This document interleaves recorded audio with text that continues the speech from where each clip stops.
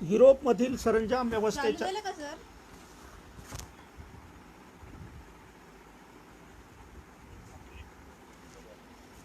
बघतो म्हणणार. ठीक आहे. युरोपमध्ये की युरोपमध्ये सुद्धा सरंजाम पद्धती होती. युरोपमधील सरंजाम पद्धतीमध्ये प्रामुख्यानं आपण असं पाहतो की आपण इटली, फ्रान्स वगैरे त्याच्या संदर्भात विचार करताना पाहतो की प्रचंड जमीनदारी पद्धती इंग्लंडमध्ये, फ्रान्समध्ये, जर्मनीमध्ये या देशांमधली जी सरंजामी पद्धती आहे, तर हजारो एकर बंद झालं परत.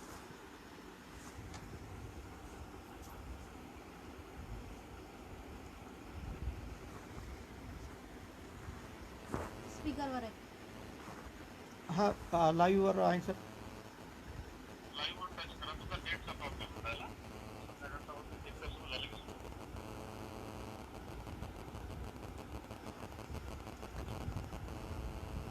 आलं का?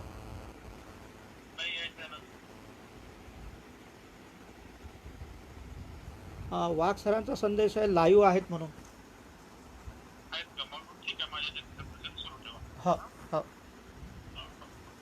तर युरोपमध्ये प्रचंड सरंजामी पद्धती, या सरंजाम पद्धतीमध्ये हजारो एकर जमीन सरंजामाकडं,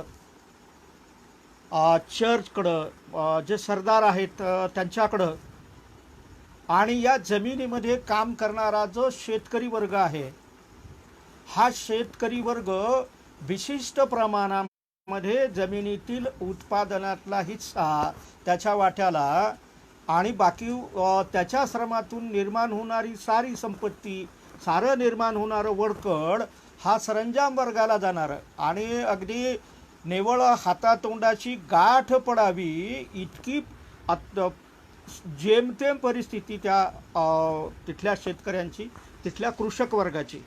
आणि अशा या कृषक परिस्थितीमध्ये प्रचंड शोषणामधून शेतकऱ्यांच्या श्रमातून निर्माण झालेली संपत्ती यावर ती पोसल्या गेली, वाढल्या गेली, आणि अत्यंत सुखामध्ये, अत्यंत ऐशारामध्ये जीवन जगणारा हा इथला सरंजाम वर्ग उत्पादन पद्धती शेतीचीच, शेतीमधून आलेलं उत्पादन हे शेतकऱ्यांच्या श्रमातलं. पुढं उत्पादन पद्धतीमध्ये थोडासा एक बदल होतो की इंग्लंडमध्ये प्रामुख्यानं या जमिनीवर काम करणारा जो कास्तकार आहे, या कास्तकाराकडं काही थोडीफार जमीन असायची स्वतःच्या कसण्यासाठी मिळालेली, आणि उर्वरित सारे श्रम तो त्या कुटुंबाकडं त्या सरंजाम वर्गाकडं काम करणार. आता एक बदल असा झाला या युरोपीय अर्थव्यवस्थेमध्ये की लोकरचा कापड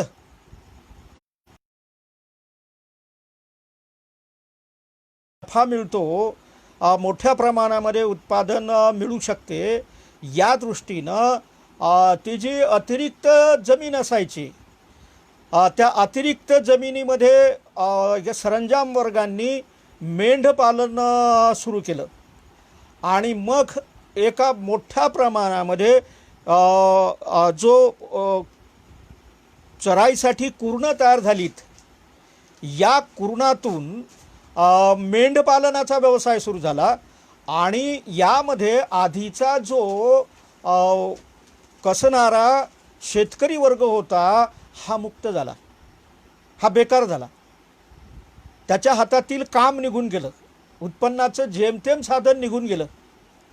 आणि याच दरम्यानच्या कालखंडामध्ये आपण असं पाहतो की युरोपमध्ये वाफेच्या इंजिनचा शोध लागतो, आणि या वाफेच्या इंजिनामध्ये धावता धोटा तयार होतो. शिडाच्या जहाजाऐवजी आता वाफेवर चालणारी जहाजं निर्माण झालेली आहेत, आणि यामधून यापूर्वीचा जो कापड उद्योग होता, या कापड उद्योग जो हातमागावर चालणारा अ, अगदी श्रमिकांच्या विणकराच्या श्रमावर चालणारा हा आणि त्यातून निर्माण होणारं कापड हे मर्यादित स्वरूपामध्ये. आता हे मर्यादित स्वरूपामध्ये असणारं कापड यासाठी लागणारा हा श्रमिकही मर्यादित. पण या सरंजाम पद्धतीमध्ये युरोपमध्ये या सरंजाम वर्गाकडं जमा झालेलं जे भांडवल आहे, जे वर्कड आहे, जे श्रमिकांच्या श्रमातून निर्माण झालं, शेतकऱ्यांच्या श्रमातून निर्माण झालं, या श्रमातून निर्माण झालेल्या भांडवलाचा फार मोठ्या प्रमाणामध्ये त्यांच्याकडं संचय झाला. औद्योगिक क्रांतीमध्ये उद्योगधंदे निर्माण करण्यासाठी भांडवलाची प्रचंड स्वरूपामध्ये गरज असते आणि हे भांडवल बचतीतून निर्माण होते आणि या सरंजाम वर्गाकडं या श्रमिक वर्गाच्या श्रमातून निर्माण झालेल्या फार मोठ्या प्रमाणातील भांडवलाची बचत निर्माण झाली आणि या बचतीच्या आधारावर निर्माण झालेल्या यंत्रयुगाचं यंत्राच्या साहाय्याने एक औद्योगिक क्रांती इंग्लंडमध्ये उभी राहिली, फ्रान्समध्ये उभी राहिली किंवा युरोपीय देशामध्ये उभी राहिली. फार मोठ्या प्रमाणामध्ये कारखाने उभे राहिलेत आणि या कारखान्यामध्ये काम करण्यासाठी त्यांना अतिरिक्त मजुराची गरज लागत होती आणि या सरंजाम पद्धतीतून जो बदलाव आलेला आहे, या बदलावातून जो मुक्त झालेला कास्तकार आहे त्याचे श्रम, त्याचं श्रम भांडवल हे आता या औद्योगिक उत्पादनासाठी हे श्रम भांडवल उपयोगात येऊ लागलं. हे श्रम भांडवल उपयोगात येत असताना एक प्रामुख्यानं बाब आपण लक्षात घेतली पाहिजे की या देशामध्ये शेतीतून मुक्त झालेला कास्तकार, जमीनदारीतून मुक्त झालेला कास्तकार कामाला लागलेला आहे आणि तितक्यानं ते भागणारं नव्हतं.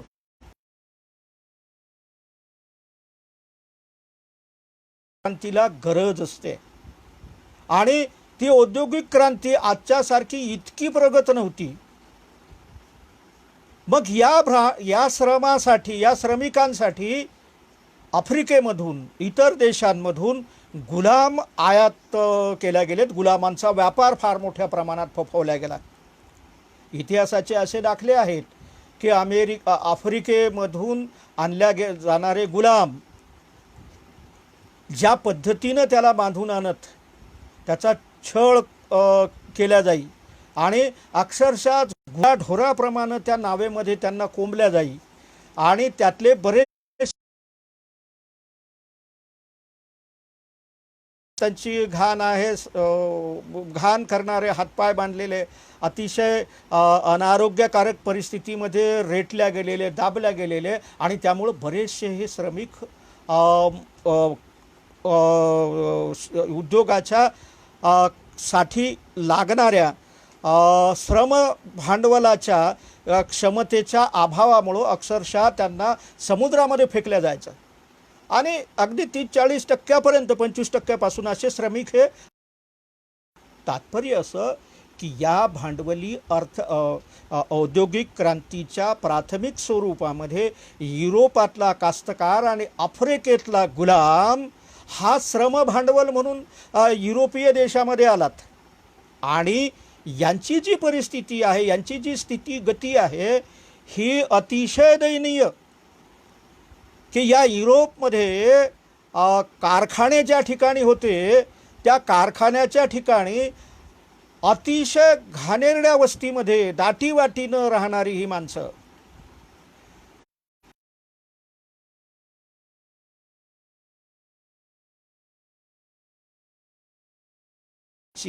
महिलांकडून काम केलं जायचं. इतकंच नाही तर ही इतकी क्रूर व्यवस्था होती की त्या लहान मुलांचे दात उपटल्या जायचे. अत्यंत दयनीय अमानवीय या श्रमिकांची परिस्थिती. आणि या श्रमिकांच्या श्रमातून औद्योगिक भांडवलामध्ये गुंतवलेले या श्रमातून निर्माण झालेले जे उत्पादन आहे, या उत्पादनाच्या विक्रीच्या संदर्भामध्ये जगभराच्या व्यापारपेठा त्यांनी पादांकरात करण्याला सुरुवात केली.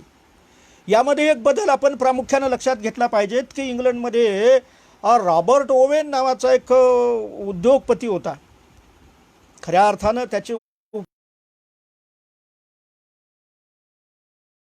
ओवेननं तिथल्या श्रमिकांची परिस्थिती आणि त्यांची दयनीय अवस्था पाहून त्यांच्या राहण्याची व्यवस्था, त्यांच्या शिक्षणाची व्यवस्था, किंबहुना सहकार व्यवस्था त्यानं निर्माण केली. आणि भांडवलदार वर्गाचा त्याला प्रचंड विरोध. सुरुवातीला त्याचा घाटाही आला असेल तरी त्यानं ती व्यवस्था चालू ठेवली. श्रमिकाचे तास नियंत्रित केले, करण्याचा प्रयत्न केला. याचा अर्थ त्यांचं शोषण पूर्ण अंशानं थांबलं असं नाही, परंतु या श्रमिकांच्या या कृषक क्षेत्रामधून, या सरंजाम व्यवस्थेमधून आलेला हा जो श्रमिक वर्ग आहे, या श्रमिक वर्गाच्या मानवीय दृष्टिकोनातून काही विशिष्ट प्रमाणात का होईना विचार युरोप खंडामध्ये केला गेला. आणि यांच्या श्रमातून निर्माण झालेलं जे भांडवल आहे, या भांडवलाच्या बळाच्या आधारे जागतिक व्यापार युरोपमध्ये उभा राहिला. फ्रान्समधली क्रांती वगैरे ह्या सगळ्या बाबींचा या घडीला विचार करणं तितकंसं गरजेचं नाही. पण मला या ठिकाणी हा मुद्दा मांडायचा की युरोपमध्ये ज्या सरंजाम पद्धतीतून निर्माण झालेल्या भांडवली अर्थव्यवस्था, औद्योगिक अर्थव्यवस्था, अतिरिक्त भांडवलाच्या संचयामुळं नव्यानं उत्पादन परिवर्तन झालेलं आहे, अतिरिक्त उत्पादन झालेलं आहे, औद्योगिक क्रांती झालेली आहे, नवं यंत्रयुग आलेलं आहे, उत्पादन मोठ्या प्रमाणात येऊन राहिलेलं आहे आणि ते जगभर विक्रीसाठी पाठवले जाते. अनेक औद्योगिक क्रांती युरोपमध्ये उभी राहते. चांगलं वाईट याच्या दोन्ही बाजू लक्षात घेताना माझ्यासमोर हा प्रश्न निर्माण झाला की अरे बाबा, या देशामध्ये ही सरंजाम पद्धती होती, जमीनदार वर्ग होता आणि त्याच्याकडं काम करणारा हा जो कुळातला घटक असेल, कास्तकार असेल, कुणबी असेल, आणि इथला डाऊन ट्रोडन क्लास असेल, अस्पृश्य वर्ग असेल, शूद्रातिशूद्र वर्ग असेल, हा रात्रंदिवस राबणारा. आणि मग यांनी केलेल्या श्रमाचं उत्पादन, त्यातून निर्माण झालेलं भांडवल संचय गेलं कुठं? हे भांडवल गेलं कुठं? या भांडवलाची गुंतवणूक या देशामध्ये औद्योगिक क्रांती करण्यासाठी, नव्या यंत्रयुगाची सुरुवात करण्यासाठी का झालं नाही, हा माझ्यासमोर यक्ष प्रश्न आहे, फार मोठा गंभीर प्रश्न आहे. आणि या प्रश्नाच्या अनुषंगानं मी जेव्हा विचार करतो किंवा मर्यादित स्वरूपामध्ये जे मी अध्ययन करतो, माझ्या क्षमतेच्या कुवतीनं जेव्हा मी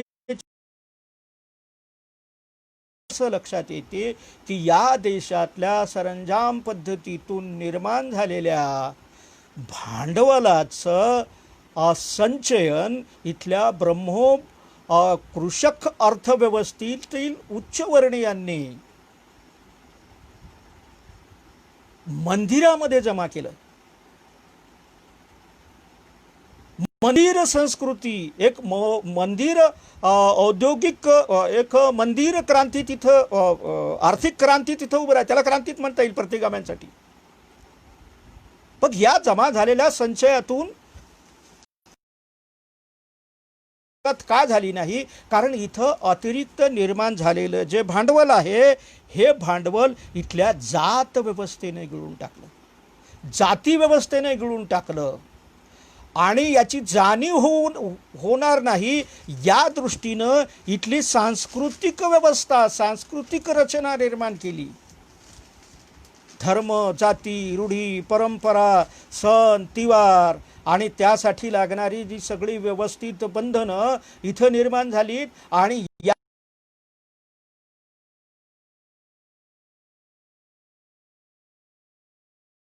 शूद्रातिशूद्र वर्गाच्या श्रमातून संचयन इथल्या औद्योगिक क्रांतीसाठी उपयोगात आणल्याच गेलेलं नाही. आणि त्यामुळं भारत हा कायम युरोपाची वसाहत म्हणून राहिलेला आहे, कायम वसाहत म्हणून राहिलेला आहे. अगदी फ्रान्स असतील किंवा या सगळ्या तपशिलामध्ये न जाता युरोपमधल्या देशांनी व्यापारासाठी भारतात यावं, जगभरातून यावं, कच्चा माल इथून घेऊन जावा आणि तिथं प्रक्रिया कराव्यात आणि तो पुन्हा इथं विकण्यासाठी आणावा.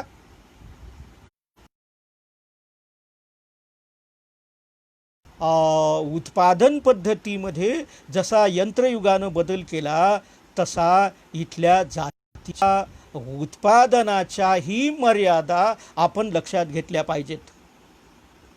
मुद्दा माझा असा आहे की अर्थशास्त्र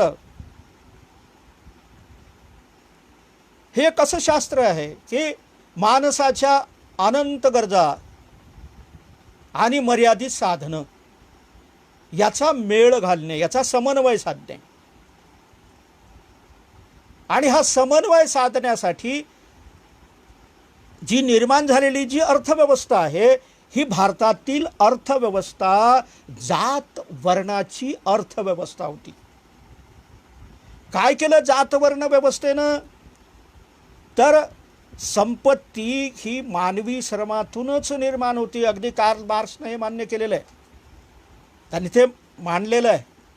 किंवा तथागत बुद्धाच्या संदर्भामध्ये मला एक प्रामुख्यानं उल्लेख करावा असा वाटतो की तथागत बुद्ध म्हणतात की जगात दुःख आहे. दुःखाचं कारण जसं ते तृष्णा सांगतात तसं प्रामुख्यानं त्यांनी सांगितलेलं जगामध्ये दुःखाचं कारण दारिद्र्य आहे. आणि हे दारिद्र्य नष्ट करण्यासाठी प्रेरणा, नवनिर्मिती आणि सृजनशीलता, प्रेरणा आणि सातत्यानं प्रयत्नशीलता याची नितांत गरज असते. मग भारतीय बुद्धेतर कालखंडामध्ये, मध्ययुगामध्ये आणि त्यानंतरच्या कालखंडामध्ये जी जाती व्यवस्था दृढ झाली, या जाती व्यवस्थेनं इथले जे श्रम आहे की ज्यांच्या श्रमातून अतिरिक्त भांडवल निर्माण होते, हे श्रम जातीमध्ये बंदिस्त केलेत. जाती व्यवस्था श्रम विभागणी करते असं ज्याला म्हटलं जाते, त्याच वेळी ती श्रमिकांची विभागणी करते. ही श्रमिकांची विभागणी कशी आहे तर बाबासाहेब असं म्हणतात की जाती व्यवस्था व्यवसायजन्य नसून व्यवसाय स्वातंत्र्य नियंत्रित करणारी आहे. जाती व्यवस्था व्यवसायजन्य नसून, म्हणजे प्रामुख्यानं असं म्हटलं आहे की इथल्या व्यवसायामुळं जाती व्यवस्था निर्माण झाली. हे चुकीचं आहे. बाबासाहेब म्हणतात की हे चुकीचं आहे, कारण इथल्या जातीचे व्यवसाय इथल्या धर्मशास्त्राने ठरवून दिलेले आहेत. आणि कोणत्या जातीनं कोणते श्रम करावेत, कोणती सेवा द्यावी हे इथल्या वर्णव्यवस्थेनं ठरवून दिलेलं आहे, जाती व्यवस्थेनं ठरवून दिलेलं आहे.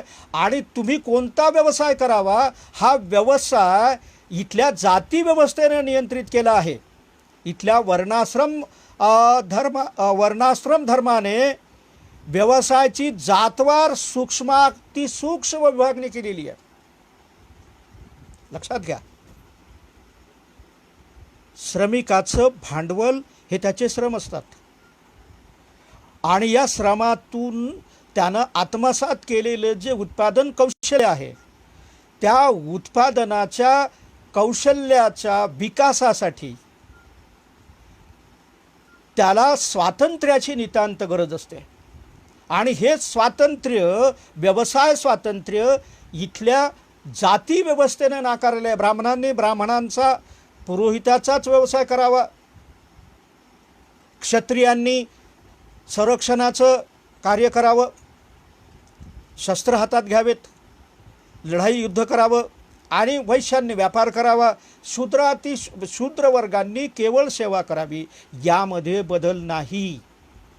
हे व्यवसाय इथल्या जात व्यवस्थेनं नियंत्रित केलेत आणि व्यवसायाची ही नियंत्रित अशी सूक्ष्म अतिसूक्ष्म विभागणी केली आणि ती श्रमिकांची विभागणी अशा पद्धतीनं केलीत की त्या माणसाचे जे नैसर्गिक श्रम आहेत,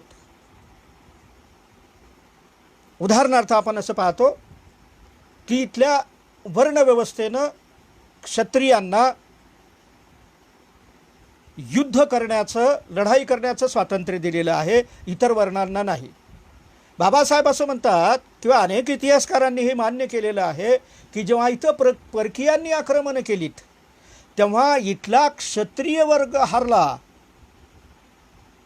तर इथला संपूर्ण समाज हा गुलाम झाला, पराजित झाला. म्हणजे क्षत्रियाचा व्यवसाय तो ठरलेला आहे, तो त्याच्या गुणावर आधारित नाही आहे, तर वर्णव्यवस्थेनं ठरवून दिलेल्या आधारावर तो केलेला आहे. बाबासाहेब असं म्हणतात एका ठिकाणी की या देशाचा इतिहास हा पराजयाचा इतिहास आहे आणि अपवाद फक्त शिवाजी महाराज आहेत. मध्ययुगीन इतिहासाच्या संदर्भामध्ये आपण चर्चा करतो आणि शिवाजी महाराजांना काय यश आलं, का ते आपला स्वातंत्र्याचा इतिहास नव्यानं लिहू शकलेत, तर खऱ्या अर्थानं जातीच्या अर्थव्यवस्थेतील सूक्ष्मातिसूक्ष्म बॅरियर, बंधनं शिवाजी महाराजांना जाणली होती. आणि पहिला बंडखोर छत्रपती शिवाजी महाराज की ज्यानं वर्णव्यवस्थेविरुद्ध बंड केलं. त्यानं जाहीरपणे नसेल केलं, त्यानं ते डिक्लेअर नाही केलं, पण इथल्या तेल्या माळ्याच्या कुणब्याच्या पोराच्या हातामध्ये, महारामांगाच्या हातामध्ये त्यानं तलवार दिली की ही तलवार आधी केवळ क्षत्रियांच्याच हातामध्ये होती आणि ते क्षत्रिय हारले म्हणजे संपूर्ण समाज हा हरलेला आहे. शिवाजी महाराजानं ही जी व्यवस्था आहे वर्णव्यवस्थेनं घालून दिलेली, ही नष्ट केली आणि खऱ्या अर्थानं व्यवसाय बंदी शिवाजी महाराजांनी नाकारलेली आपल्याला दिसून येते. जाधवांनी याच्या संदर्भात एक चांगलं कार्य केलेलं आहे. मी त्यांचे आभार मानतो की यांचं काम अतिशय उल्लेखनीय, ते वाचण्यासारखं आहे. माझा मुद्दा असा होता की छत्रपती शिवाजी महाराजांनी वर्णव्यवस्थेची आणि जातीची बंधनं तोडून इथं ज्या पद्धतीनं जहाजं बनवल्या गेलीत, ती जहाजं बनवण्याची कला, सुताराची कला सुताराकडेच होती आणि सुतारानं जो व्यवसाय करायचा तो त्यानं त्याचं केलेलं उत्पादन, त्यानं दिलेली सेवा त्या गावातल्या कास्तकाराची, विशेषतः मंदिराला अग्रहार दिलेल्या जमिनीवर काम करणारा जो कास्तकार आहे किंवा मंदिरासाठी लागणारी जी साधनं आहेत ती साधनं पुरवण्यासाठी इथल्या कारागिरांचे श्रम गुंतल्या गेलेत. मग तो बोटा बनवणारा, चपला बनवणारा, बैलांच्या चामड्यापासून वाद्या बनवणारा, दोरखंड बनवणारा, मातंग असेल किंवा चांभार असेल, त्यांनी त्याच्यासाठी दोरखंड बनवलीत. या गावामधला जो कुंभार असेल त्या कुंभारानं मडके बनवलेत. हे मडके त्या गावामधील लोकांच्या गरजा भागवण्या इतपतच बनवलेत, त्याला इतरांना त्या दृष्टीनं व्यवसायामध्ये हस्तक्षेप करण्याचं काही कारण नव्हतं किंवा त्याला ती बंदीच होती.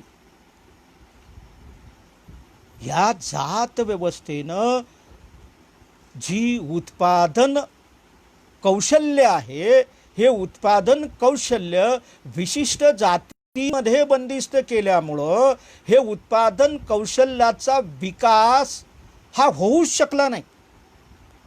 व्यवसाय स्वातंत्र्य ज्या पद्धतीनं शिवाजी महाराजांनी दिलं आणि नव्यानं किल्ले उभारलेत, जहाजं उभारलीत, गढ्या बांधल्यात. अगदी सूक्ष्मपणे या बाबीचा विचार केल्यानंतर आपल्या असं निदर्शनास येते की छत्रपती शिवाजी महाराजांनी जातीची जी बॅरियर्स आहेत, जी बंधनं आहेत, एका मोठ्या प्रमाणामध्ये त्यांनी तोडलीत. आणि त्या दृष्टीनं त्यांनी निर्माण केलेल्या नव्या अर्थव्यवस्थेमध्ये हा सर्वसामान्य माणूस समाविष्ट झाला. आपण असं पाहतो की जमिनीचं मोजमाप शेतकऱ्याच्या नावानं करणं, वतनदारी पद्धती जी आहे ती बंद करणं, हा जात व्यवस्था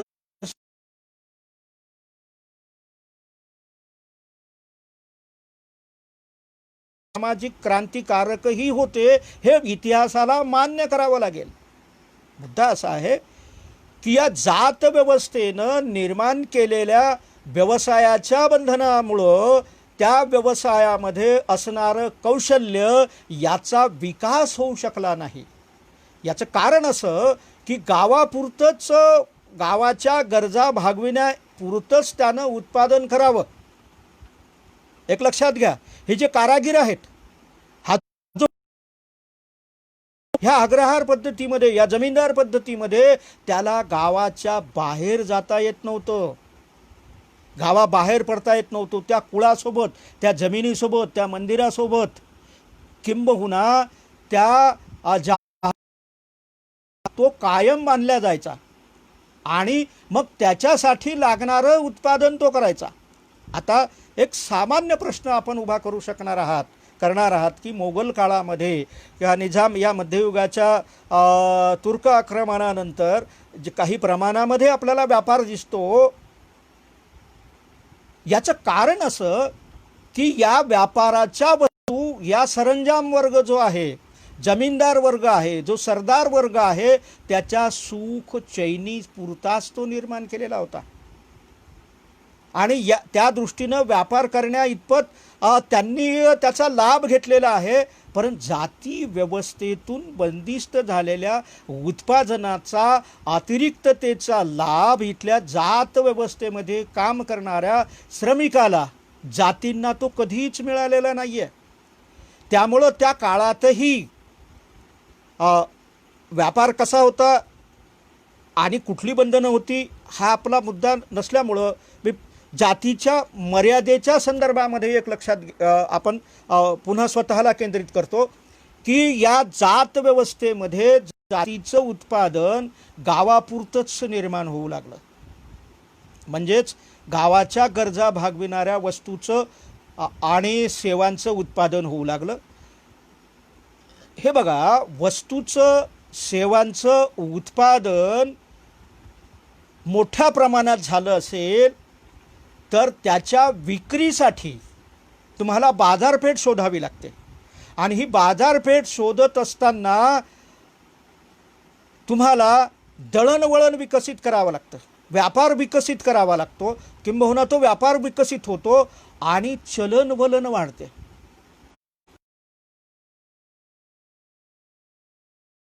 जर बाजारपेठ निर्माण झाली, वस्तू विकल्या गेल्या, तर वस्तू निर्माण करणाऱ्या ज्या जाती आहेत, जे कारागीर आहेत, त्यांना अतिरिक्त वस्तू निर्माण करण्याची प्रेरणा निर्माण होते.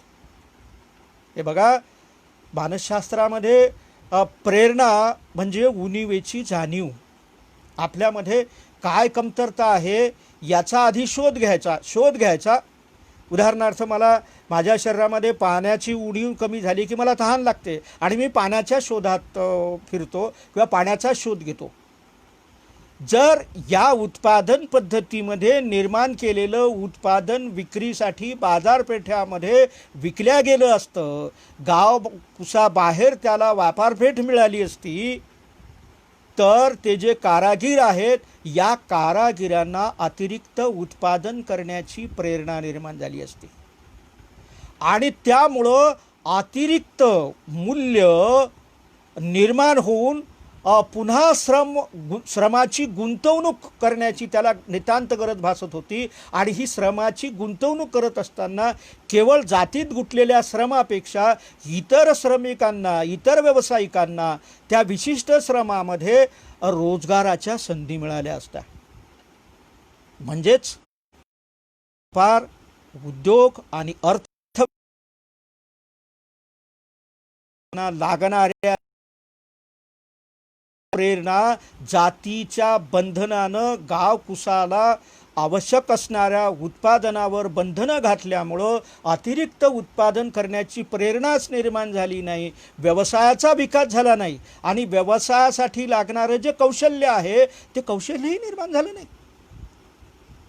एक बंदिस्त वर्ग तयार झाला. हे बघा, आपण याच्या आधी पाहिलेलं आहे की भारतामध्ये लोखंडाचा शोध इसवी सन पूर्व 1000 किंवा त्याच्या आधी लागला, पण खऱ्या अर्थानं तो इसवी सन पूर्व 7व्या शतकात भात्याचा शोध लागल्यामुळं मोठ्या प्रमाणात उत्पादन होऊ लागलं आणि उत्पादनाची साधनं बदलली. शेती मोठ्या प्रमाणात कसल्या जाऊ लागली आणि मातृसत्ताकाकडून असणारा जो वर्ग आहे तो पुरुष प्रधानतेकडं आलेला आहे आणि शेती करून राहिला. शेतीतून गृहपती व्यापारी निर्माण झाले. ते एक व्यापार चक्र निर्माण झालं आणि भरभराट निर्माण झाली.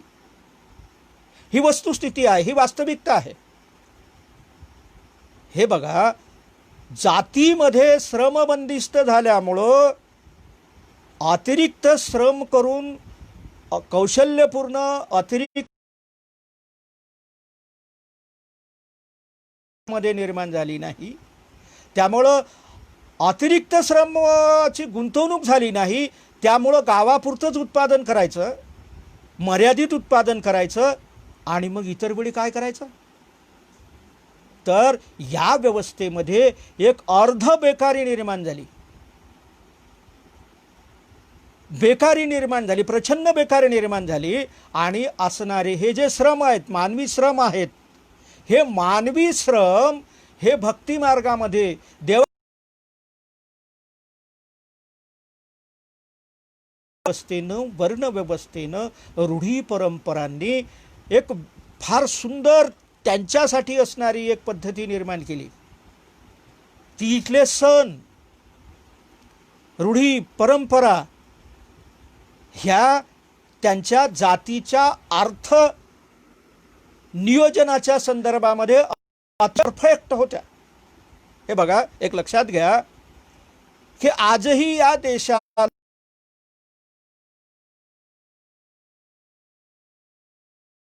सांस्कृतिक व्यवस्था तुम्ही पहा, इथं दिवाळी, दसरा, होळी ह्या सणालाच शेतीतील येणारं उत्पादन आणि त्या सणासाठी लागणाऱ्या ज्या वस्तू आहेत त्या वस्तूची खरेदी विक्री होते.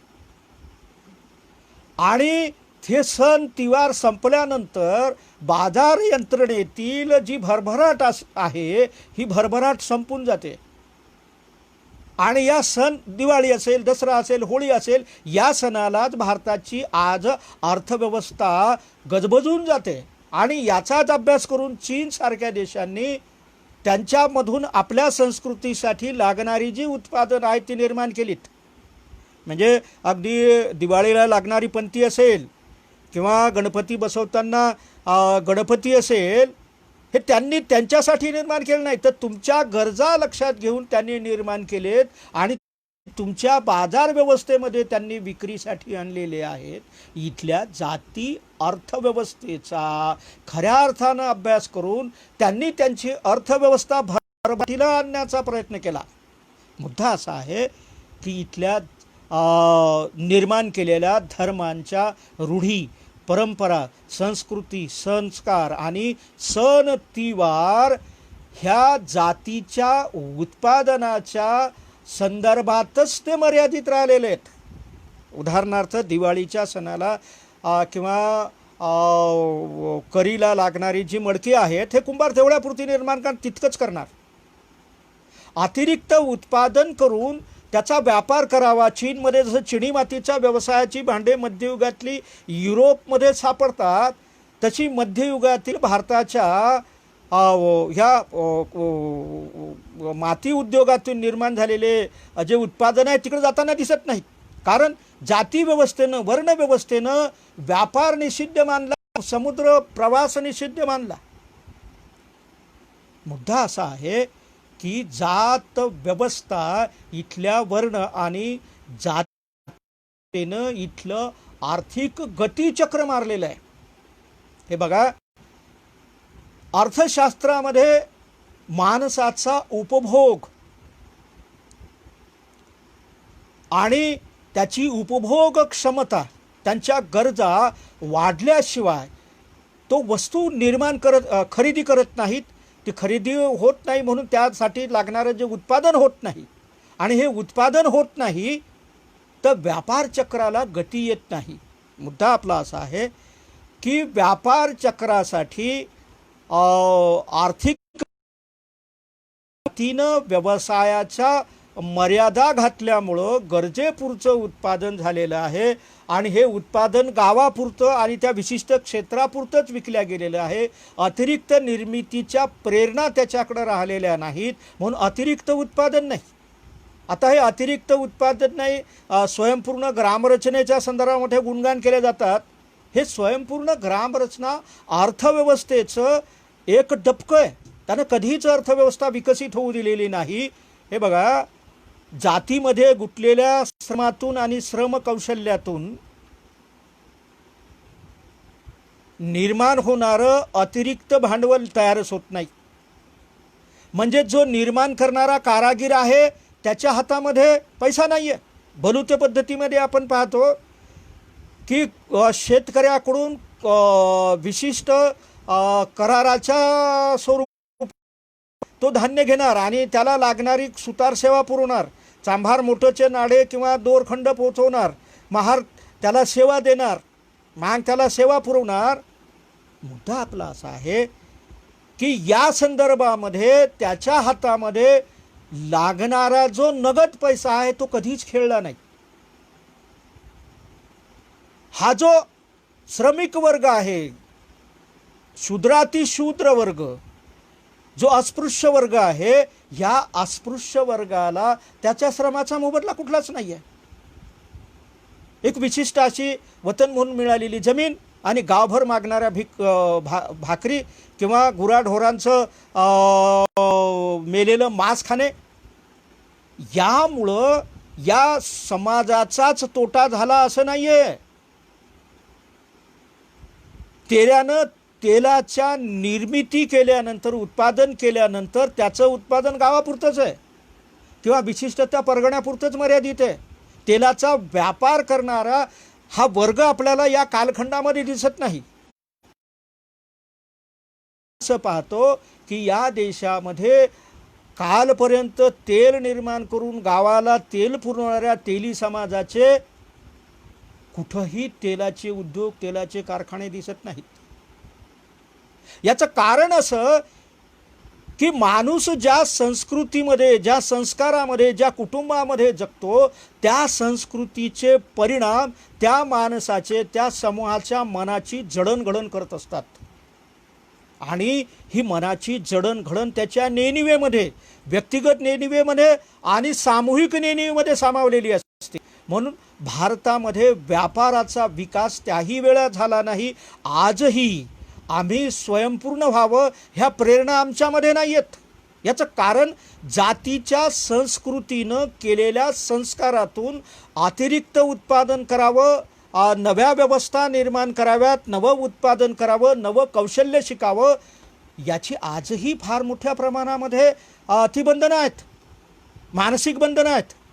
आम्ही सहजासहजी ती बंधनं जुगारून देत नाही. आजही मी असं पाहतो की गावखेड्यामध्ये जर एखाद्या मांगाचं दुकान टाकलं असेल तर उच्चवर्णीयातला किंवा कुडब्यामधला माणूस त्याच्या वस्तीतून किराणा दुकान सोडून तो मातंगाच्या किंवा बौद्धाच्या महाराच्या दुकानामध्ये वस्तू घ्यायला येत नाही. याचं कारण त्याची ती जातीची मानसिकता.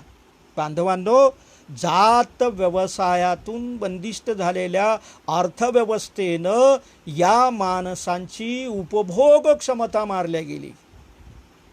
उपभोग क्षमता निर्माण झाली नाही, म्हणून नवं उत्पादन आलं नाही, नवं उत्पादनासाठी रोजगार नव्यानं निर्माण झाले नाहीत, नव्यानं रोजगार आले नाहीत, याचा अर्थ असा की या माणसाची खरेदी शक्ती, क्रय शक्ती संपलेली आहे. ही क्रय शक्ती जर त्या समाजामध्ये नसेल तर तो समाज आर्थिकदृष्ट्या कधीही आणि केव्हाही विकास करू शकत नाही. जात व्यवस्थेनं निर्माण केलेल्या बंधनामुळं एक सामाजिक वर्ग, बंदिस्त वर्ग तयार झालेत. एक विशिष्ट उत्पन्न असणारा एक वर्ग तयार होत गेला. या व्यवस्थेनं आपण असं पाहतो की एक कायम सावकार वर्ग निर्माण झाला आणि कायम एक कर्जबाजारी वर्ग निर्माण झाला. यामध्ये हा जो अगदी हातातोंडाशी गाठ पडू शकत नाही असा ब्रह्मो सरंजामी व्यवस्थेत जगणारा शूद्रातिशूद्र वर्ग, याच्या क्रय शक्तीचा विकास होत नाही, याचा अर्थ तो वर्गच मागासलेला राहिला, त्याचा आर्थिक विकास झाला असं नाही आहे. या देशातला जर असा वर्ग त्याच्या श्रमाचा मोबदला नसेल तर त्याची क्रय शक्ती गोठल्या गेली, आणि ती क्रय शक्ती गोठल्या गेली याचा परिणाम त्याच्यासाठी झाला नाही, तर त्याच्या क्रय शक्तीच्या आधारे वस्तू खरेदी करणं, उपभोगाच्या वस्तू नव्यानं खरेदी करणं आणि उपभोगाची प्रेरणा निर्माण होणं हे बंद झालं. आज ज्या पद्धतीनं GDP आपण पाहतो की खरेदी विक्री उपभोग प्रेरणाच्या आधारे मंदी येते, म्हणजे काय की माणसांमध्ये नव्यानं वस्तू खरेदी करण्याची, उपभोग करण्याची प्रवृत्तीच राहत नाही. पैसा असेल नसेल हा भाग नंतरचा, पण उपभोग घेण्याची, खर्च करण्याची प्रवृत्तीच राहत नाही. तर या जाती व्यवस्थेनं एक प्रदीर्घ कालखंडापर्यंत कायम मंदी इथं निर्माण केलेली आहे.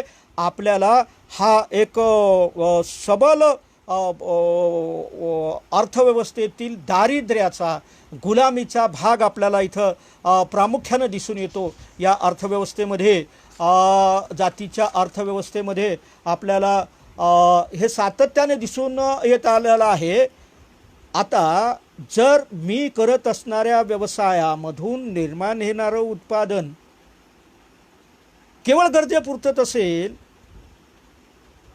अधिक उत्पादन करून नव्या प्रेरणा मिळवाव्यात, अधिक पैसा मिळवा, अधिक नफा मिळवा ना, अशी जर ही माझ्यामध्ये प्रवृत्ती निर्माण होत नसेल तर ठीक आहे बा, माझ्या नशिबी हा व्यवसाय आलेला आहे, मी या वर्षात जन्मलेलो आहे आणि हेच मला करावं लागेल. हा जो नियतिवाद आपल्यामध्ये आला जाती व्यवस्थेनं, या नियतिवादाचं सुंदर उदाहरण आज चोखा मेळ्यामधून दिसते की ह्यातीहीन मी पहार पोळी निळाचा अवतार, ते मला हीन जन्म प्राप्त झाला, तर पूर्वजन्मीच्या माझ्या कर्माचे ते फळ, या अर्थानं. म्हणजे हा जो नियतिवाद आहे,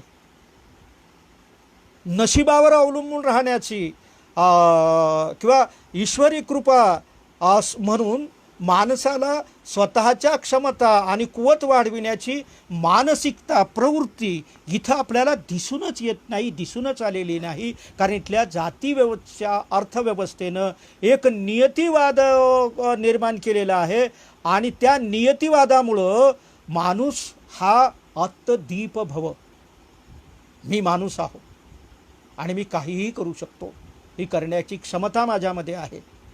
एक साधं उदाहरण आपण पाहू शकतो.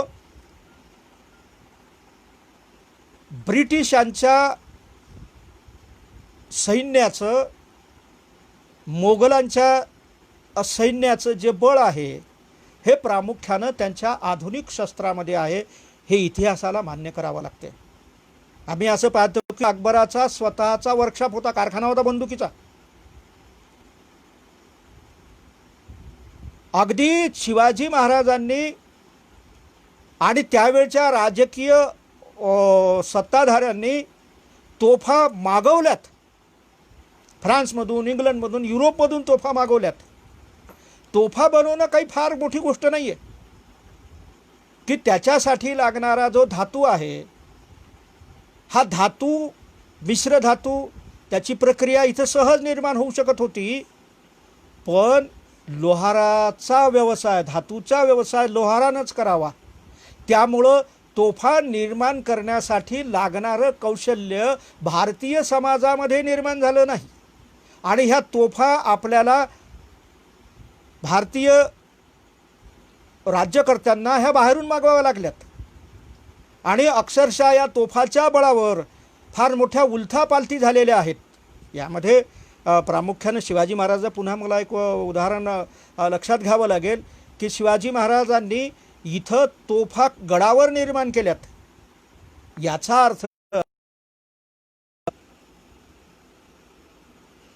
याचा अर्थ असा की लोहाराचं लागणारं कौशल्य आणि त्या क्षमता इथल्या कारागिरामध्ये जातीच्या पलीकडे जाऊन निर्माण झाल्यात.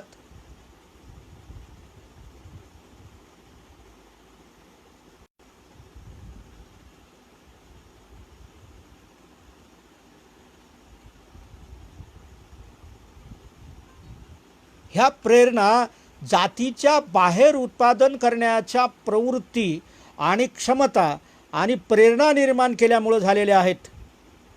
या संदर्भामध्ये काही बाबी आपल्याला लक्षात घ्याव्या लागतील की या देशामधील अर्थव्यवस्था जातीनं जी बंदिस्त केलेली आहे, ही जातीतली बंदिस्त अर्थव्यवस्था युरोपमध्ये कधीच नव्हती, कधीही नव्हती.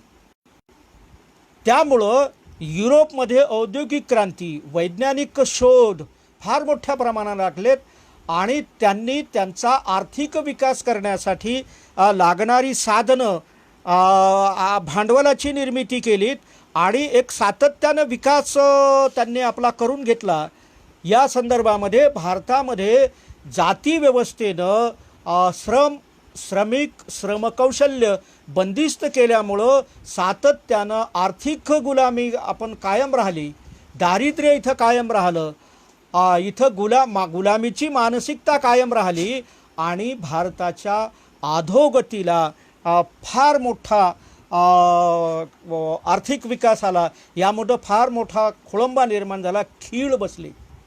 मुद्दा माझा या संदर्भामध्ये आपण लक्षात घेतला पाहिजेत की जोपर्यंत जाती व्यवस्थेतील बंदिस्त मानसिकता, जाती व्यवस्थेची बंदिस्त मानसिकता संपल्या जात नाही, तोपर्यंत भारत हा स्वयंपूर्ण होणार नाही. ही खुणगाट जाती व्यवस्थेमध्ये डॉक्टर बाबासाहेबांनी अशी बांधली, तर ही व्यवस्था परिवर्तन करण्यासाठी, जाती व्यवस्था बदल करण्यासाठी नितांत प्रबोधनाची, नव्या साधनाची, नव्या कौशल्याची, नव्या शिक्षणाची, नव्या तंत्रज्ञानाची नितांत गरज आहे. आणि ही गरज जोपर्यंत आपण इथल्या माणसांमध्ये उपभोगाच्या प्रेरणा निर्माण करत नाही, तोपर्यंत या उपभोगासाठी लागणाऱ्या वस्तू निर्माण करणारं कौशल्य आणि शिक्षण क्षेत्र आपण उभं करू शकत नाही.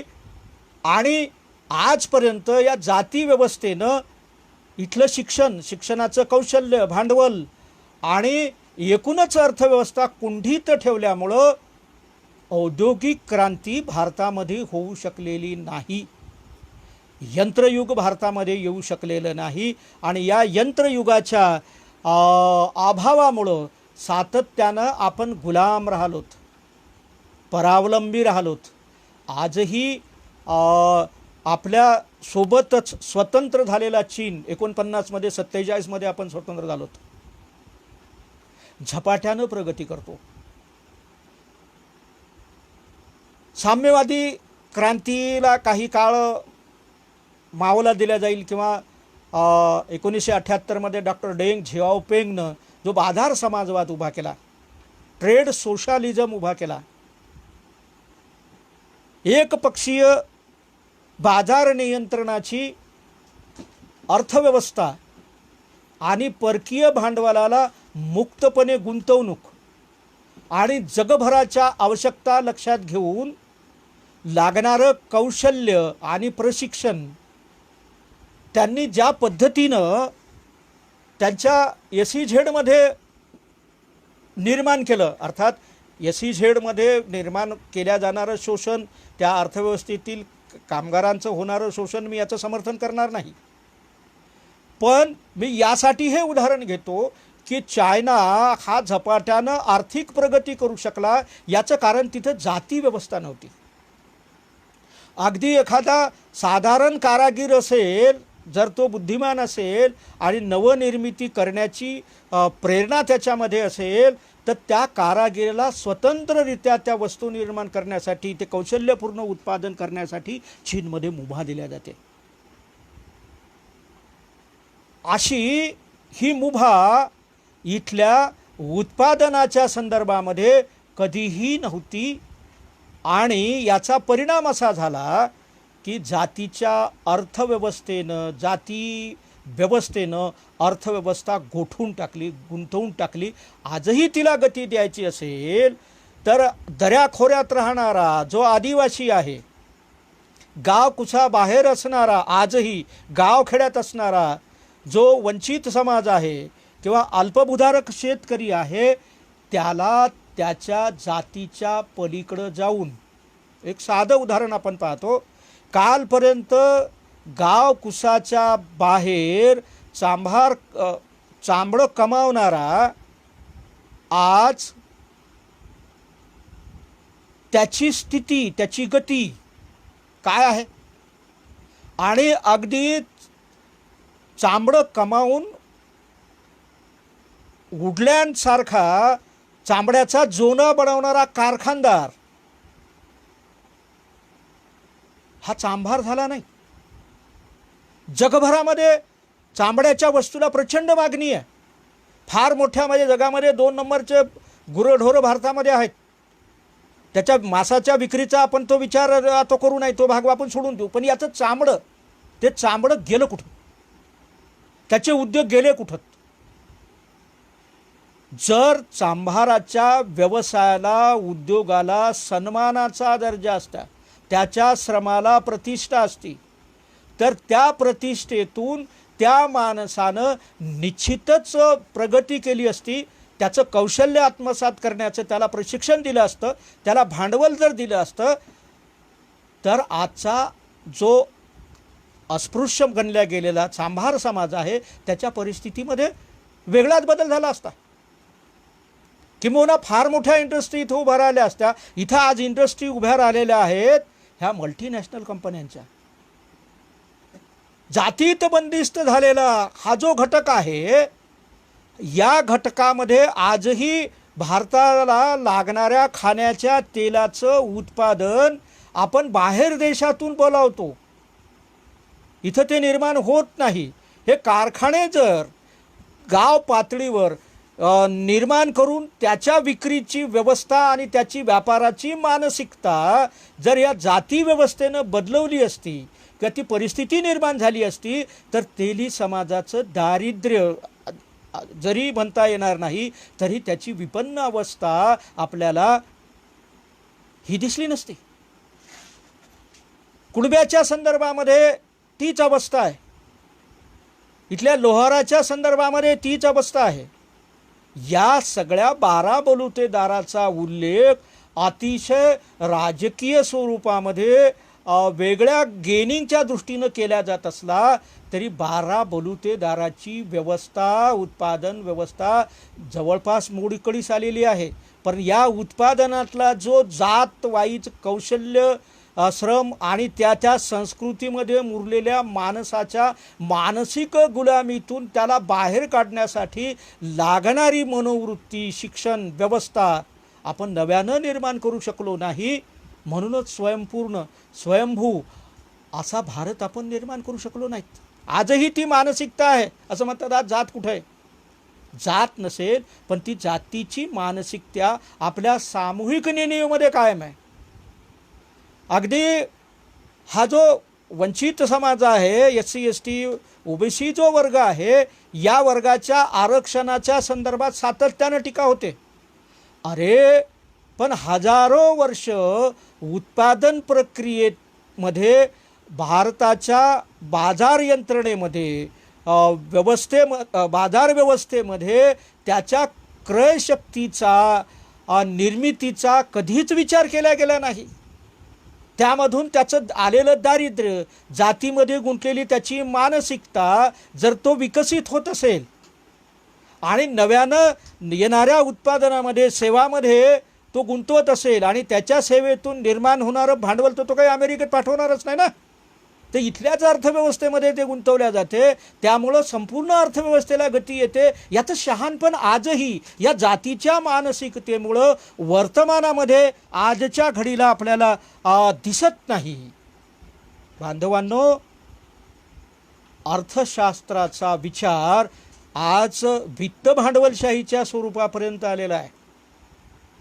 वर्गसंघर्ष आपण पाहिलेत, एंडा आयडिओलॉजी हे सगळ्या विचारधारा पाहिल्यात, पण भारताच्या एंड ऑफ कास्ट इकॉनॉमीचा कधीच विचार झाला नाही. त्याचं नवं ऐतिहासिक अर्थशास्त्र निर्माण आपण करू शकलो नाही आहे. त्याला बाहेर काढण्यासाठी अर्थशास्त्र हे केवळ अर्थाचं नाही आहे, तर अर्थशास्त्र हे मानसशास्त्र आहे. कारण माणसाच्या बाह्यवर्तनाचा अभ्यास करते ते मानसशास्त्र, आणि माणसाचं आर्थिक वर्तन जे आहे हे त्याच्या मनातील निर्माण होणाऱ्या प्रेरणा, उपभोग्यता, त्याच्यामध्ये निर्माण होणारी उर्मी आणि त्या दृष्टीनं निर्माण झालेले व्यवसाय, त्यातून निर्माण होणारं अतिरिक्त उत्पादन, त्याची गुंतवणूक आणि व्यापार चक्र हे आर्थिक मानसशास्त्रच आहे. आणि या देशातल्या आर्थिक मानसशास्त्राला कायम इथल्या जात अर्थव्यवस्थेनं बंदिस्त केल्यामुळं भारतीय अर्थव्यवस्थेला भरभराटी येणं शक्य दिसत नाही. दरम्यानच्या काळामध्ये आपण असं पाहतो की कल्याणकारी राजकीय व्यवस्था किंवा संविधानाच्या मिश्र अर्थव्यवस्थेमुळं एक मोठ्या प्रमाणात इथे क्रांती झाली. शब्दशः क्रांती म्हणता येणार नाही, पण फार मोठ्या प्रमाणामध्ये बदल झालेत. पण नव्यानं उभी राहणारी वित्तीय भांडवलशाहीनं मात्र ह्या जात जाणीवा राजकीय स्वरूपात अधिक तीव्र बनवून त्या जातीच्या मानसिकतेतून बाहेर काढून नव्यानं उत्पादनं निर्माण करावेत, उद्योगधंदे निर्माण करावेत, अशी मानसिकताच निर्माण झालेली नाही. जोपर्यंत या देशातील जात मानसिक अर्थशास्त्राच्या संदर्भामध्ये नव्यानं मांडणी होत नाही, नवी रचना होत नाही, तोपर्यंत या देशाच्या अर्थव्यवस्थेला गती येणार नाही. मुद्दा माझा असा आहे की जातीच्या अर्थशास्त्रानुसार इथल्या जात व्यवस्था, रूढी, परंपरा इतकंच नाही तर प्रत्येक जातीनं कोणते भांडे वापरावेत, कोणते कपडे घालावेत. अगदी पेशव्यांच्या काळामध्ये सोनार आणि ब्राह्मणामध्ये त्या विशिष्ट धोत्राच्या काठावरून जो संघर्ष झालेला आहे, यार किती मोठी शोकांतिका आहे की या देशामध्ये जर मोठ्या प्रमाणामध्ये कापड उद्योगाला गती मिळाली असती, ती न मिळण्याचं कारण इथल्या प्रत्येक जातीचं काय कपडे घालावेत. अगदी कालपर्यंतचे गॅझेटियरमध्ये कुडब्याचे आपण पेहराव पाहतो, अगदी अक्षरशः लंगोटी घातलेला आपल्याला ते चित्र दिसतात. ही दयनीय अवस्था. त्यांना आत्मसन्मानानं जगावं, राहावं अशी परिस्थिती त्याच्याकडे नाही, त्याची मानसिकता नाही आहे. इथल्या अस्पृश्य वर्गानं प्रेताचे कपडे घालावेत हा मुद्दा नाही आहे. मुद्दा हा आहे की इथल्या 20% वर्गानं जर वस्तू वापरण्यामध्ये बहिष्कार असेल त्याच्यावर त्या वस्तू निर्माण होणार नाहीत. वस्तू निर्माण करणारा वर्ग संपन्न होणार नाही, त्याच्यामध्ये नव्या प्रेरणा येणार नाहीत, याची क्रयशक्ती वाढणार नाही, व्यापार चक्र वाढणार नाही. म्हणून एका वर्गाला तुम्ही विकासाच्या टप्प्यामध्ये आणण्यासाठी विशिष्ट अशी प्राथमिक संधी देत असाल, किंबहुना देणंही गरजेचं आहे. हेच जाती व्यवस्थेनं आणि वर्ण व्यवस्थेनं नाकारलेलं आहे. म्हणून या देशाच्या आर्थिक क्षेत्रातील धिंडोळे आज आपल्याला पाहायला मिळतात. हा विषय फार मोठा आहे.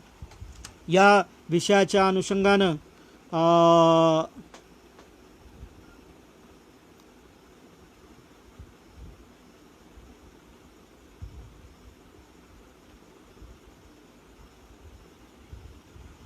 हा काही प्रश्न आहेत.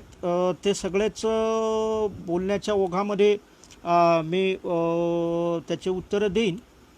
प्रश्न असा आलेला आहे की जातीच्या अर्थशास्त्राने त्या जात मानसिकतेने बहुजन समाजाला विकसित होऊ दिले नाही, हे बरोबर आहे. 12 बलुतेदार आणि 18 आलुतेदार व वतनदारी, विशेषतः मांग, महार, डोहोर, सुतार, चांभार इत्यादी हे जात मानसिकतेने ग्रासलेले अर्थशास्त्रीय गहन म्हणता येईल का? हो हो हो. जात मानसिकतेनं अतिशय ग्रासलेला हा वर्ग आहे आणि या वर्गाच्या मानसिक संस्कारातील नेणिवेत दडलेल्या न्यूनतेच्या भावनेमुळे हा सामूहिक पातळीवर, सामूहिक नेणिवेच्या पातळीवर तो वर्तमानामध्ये त्याच्या जीवनामध्ये तो उंचावू शकलेला नाही. आज त्या काही संधी निर्माण केल्या पाहिजेत. त्या दृष्टीनं देशाचं अर्थनियोजन झालं पाहिजेत. पण इथलं नियोजन केवळ या देशामध्ये स्टिग्लिस्टच्या संदर्भामध्ये जे म्हणतात की एखाद्या सरोवर आटल्यानंतर पहिल्यानं पाणी सोडलं तर जे लहान लहान होड्या आहेत ह्या तरंगतात आणि नंतर मोठं जहाज तरंगतात. बांधवांनो, हा झिरप सिद्धांत कधीच मागं पडलेला आहे. हा वास्तवामध्ये फार मोठ्या प्रमाणामध्ये विषमतेची दरी निर्माण करणार आहे. हे आम्ही अनुभवलेलं आहे की या देशामधल्या हा जो वंचित वर्ग आहे, डाऊनट्रोडन क्लास आहे, हा वर्ग कायम सावकाराच्या, जमीनदाराच्या आणि गावातल्या उच्च वर्ग शेतकरी वर्गाच्या किंवा कुलकर्णी देशपांड्याच्या, कारण आज हे जरी बदललं असेल, एका काळामध्ये हा जो कुलकर्णी देशपांडे वगैरे हा जो वर्ग आहे हे ब्राह्मण म्हणून नव्हे तर ही पदं आहेत. गावाच्या महसुलाच्या संदर्भातल्या नोंदी त्यानं ठेवायच्यात, वसूल करायच्या. पट्टाकील पाटील ज्याच्याकडे पट्टा आहे त्यानं त्या वसूल करायच्यात. हा महसुलाच्या विशेष तपशिलामध्ये जाणार नाही. पण वतनामुळं त्यांच्याकडे आलेल्या जमिनी आणि या जमिनीमध्ये काम करणारा हा जो बहुजन जात या अर्थानं नाही, जो संख्येनं बहुजन आहे, जो अतिरिक्त शोषित झालेला संख्येनं बहु असणारा वर्ग आहे, हा कायम त्याच्याकडं कामानं राहिलेला आहे. माझ्याकडं 1944च्या काही नोंदी धान्य बँकाच्या संदर्भामध्ये सुमेरसिंग नहाटा यांच्या हस्तलिखित माझ्याकडं उपलब्ध झालेले किंवा मला मिळालेलं आहे. त्यानं नोंद करून ठेवलेली आहे की अगदी 1944मध्ये कुऱ्ह्या विभागामध्ये, कुऱ्ह्यामध्ये आमच्या अमरावतीजवळ गाव आहे की 2500 एकर 500 एकर कमीत कमी जमीन असणारा वर्ग होता. किंबहुना आमच्या मावलीच्या गावामध्ये हा जो जमीनदार वर्ग आहे यावलीचा, हजारो एकर त्यांच्याकडे जमीन होती. मुद्दा आपला तो नाही आहे. मुद्दा हा आहे की या वर्गाकडं काम करणारा हा जो डाऊनट्रोडन क्लास आहे, वंचित समाज आहे, हा सातत्यानं केवळ अन्नावारी अगदी सकाळी 5 वाजतापासून त्याच्या घरी काम करून अगदी 10-11 त्याचा अथरून टाकून देईपर्यंत तो राहणारा. आणि त्याला चंदी म्हणत, ते तेवढीशी चंदी 5 पांघरूनं दिले की असा तो वेठ बिगार समाज. आणि हा बहुसंख्य वेठ बिगार समाज ह्या खालच्या जातीतूनच आलेला. आणि असा वेठ बिकार खालच्या जातीतल्या समाजाला कुठल्याही आर्थिक प्रेरणा नाहीत, आर्थिक साधनं नाहीत. त्याच्यामुळं त्याचं जेवढं नुकसान झालं त्याच्यापेक्षा जास्त नुकसान त्याच्याकडे असणाऱ्या क्रयशक्तीचा विकास झालेला नाही, त्याच्या उपभोग प्रेरणा विकसित झाल्या नाहीत, वाढल्या नाहीत. त्याच्यामुळे या अर्थव्यवस्थेला गती आली नाही. हे आपल्याला मान्य करावं लागेल. आणि हे मान्य करत असताना हेही मान्य करावं लागते की या देशामध्ये औद्योगिक क्रांती झाली नाही, या देशाचा आर्थिक विकास झाला नाही. याचं कारण इथलं जातीचं अर्थशास्त्र हे निर्वादपणे आपल्याला म्हणता येईल. अतिशय शांत आणि संयमानं आपण ऐकत आहात मला माहीत आहे. माझी भाषा थोडीशी आज मलाच क्लिष्ट वाटत असली तरी ते अर्थशास्त्र आहे आणि अर्थशास्त्राच्या भाषेमध्ये बोलत असताना काही शब्द, काही ओघ, काही वाक्यरचना कदाचित दुर्बोध होऊ शकल्या असतील तर मी आपली क्षमा मागतो. या संदर्भात आपण काही प्रश्न असतील तर ते नंतरही विचारू शकता, त्याची उत्तरं आपल्याला देता येईल. मला शांतपणे ऐकलं, मी आपला शतशः ऋणी आहे. आणि विशेषतः वाघ, बनसोड सर आणि आंबेडकर हिस्ट्री काँग्रेस यांचा मी अतिशय ऋणी आहे की यांच्यामुळंच मला आपल्यासोबत माझा हा संवाद, जातीच्या अर्थशास्त्राचा संवाद तुमच्यासोबत करता आला. मी मांडलेलं जातीचं अर्थशास्त्र हे परिपूर्ण नाही याचं मला जाणीव आहे. याच्यावर स्वतंत्र ग्रंथनिर्मिती व्हावी, याच्यावर जातीच्या अर्थशास्त्राचे स्वतंत्र सिद्धांत आजपर्यंत मांडले गेले नाहीत, ते मांडल्या जावेत. आणि ते मांडल्याशिवाय, त्याचा विकास केल्याशिवाय देशाच्या अर्थव्यवस्थेला गती येणार नाही. हे ठामपणे मांडून काही चुका झाल्या असतील तर मला क्षमा कराव्यात. धन्यवाद. जय भीम, जय भीम.